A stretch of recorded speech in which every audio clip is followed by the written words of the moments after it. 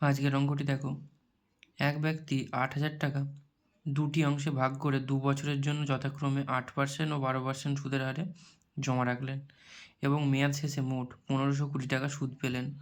কত টাকা তিনি ১২% হারে জমা রেখেছিলেন সেটা আমাদের বার করতে হবে। ২ বছরে সুদ পাই ১৫২০ টাকা, তাহলে ওখান থেকে আমরা সুদের হারটা বার করে নিই। তাহলে ২ বছরে সুদ পাই কত? ১৫২০ টাকা। ১ বছরে কত পাই?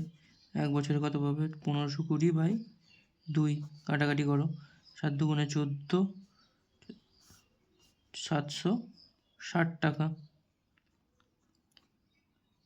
তাহলে ১ বছরে সুদ হচ্ছে ৭৬০ টাকা।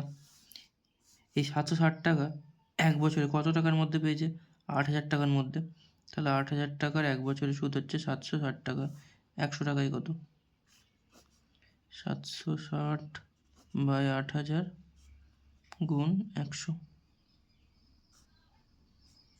দুটো শূন্য কাটলো, একটা কেটে গেল। ৭৬/৮। এটাকে ৪ দিয়ে কাটো। ৪ দুগুণে ৮, আর ৪ ১৯৭৬। ১৯/২ মানে হচ্ছে 9.5%। তার মানে সুদের হারটা হচ্ছে 9.5%। সেই ৮,০০০ টাকাটা ৮% ও ১২% সুদে রেখেছিল। তাহলে ৮% আর ১২% সুদে রেখেছিল এটাকে, আর টোটালে টাকাটা 9.5% হারে খেটেছে। তাহলে অ্যালিগেশন করে দেবো।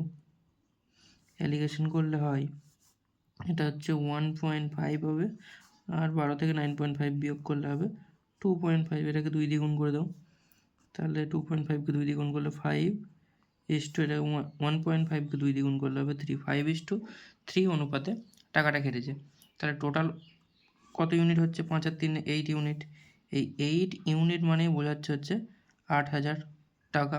আর আমাকে বলেছে যে ১২% হারে কত টাকা কেটেছে।